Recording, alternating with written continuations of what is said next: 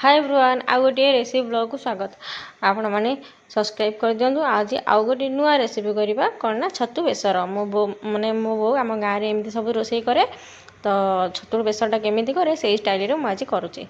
छतु fast मुझे धोईकी हलदी पानी रे पकई देती चुपुड़ी रखीदे तेल सोरिष शुखिला लंका दुटा फुटे देती छतु को चुपुड़ी रखी से रखी पियाज गोटे काटी पियाज टाक ये पकईदेली फ्राए करने भल भाव फ्राए करेंगे लाल लाल है पर्यंत। मो सब एमती गाँव में रोषे करे चुली रोषे करे शिल बाटिक मसला रोषे करे जेहेतु ये मोर शिल ना ना मुझे शिल बाटी था मत शिल बटा आसे कहीं मुझे सब आम गाँव में शिल बाटे ग्राइंडर थे भी आम शिल बटा हुए मैंने ग्राइंडर से ना कि आगुरी तो सब शिल बटा हुए ना।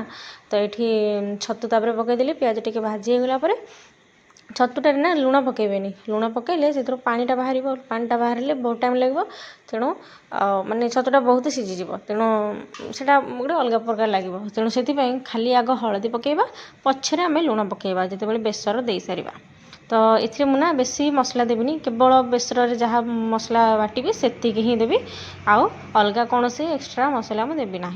एवं या भल भाव में गोले देली तापर ये टी भल भाव में भाजी हम ये भाजी हाँ भितर मुझे मसला प्रिपेयर कर कौन कौन नहीं मो बो नौला जीरा सोरिष आ रसुण शुखिला लंका आउ यहीटा नौला आ गोटा हलदी जो डाही हलदी आम सियाड़े कहती से टे माने मिसेकी बाटे से शिल तेणु मुझे डाही हलदी तो ना तेणु हलदी गुंड टे मिसेकी ग्राइंडिंग करदेवी।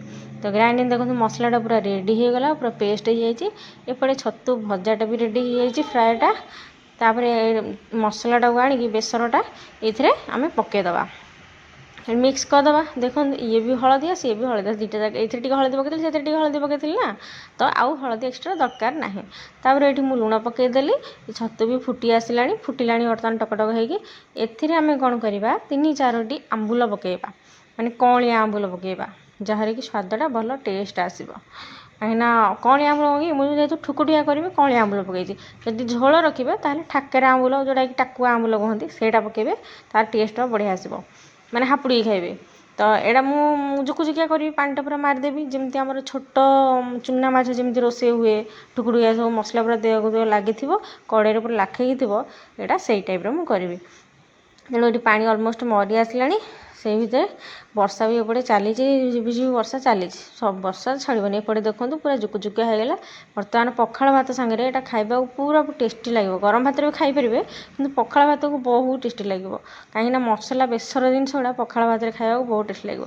भिडियोटी केमती लगे निश्चय कमेंट जनइबे आउ भल लगे लाइक एंड शेयर करेंगे आ चैनल को सब्सक्राइब करदे एमती डेली मैं डेली ब्लॉग देखापी आउ रेसिपी वीडियो देखापी चैनल को निश्चय सब्सक्राइब करदे। आम से क्यूट क्यूट शॉर्ट्स वीडियो आसूची शॉर्ट्स भी देखो ढेर सारा भल पाइबा दिंतु। जय जगन्नाथ सांग माने थैंक यू।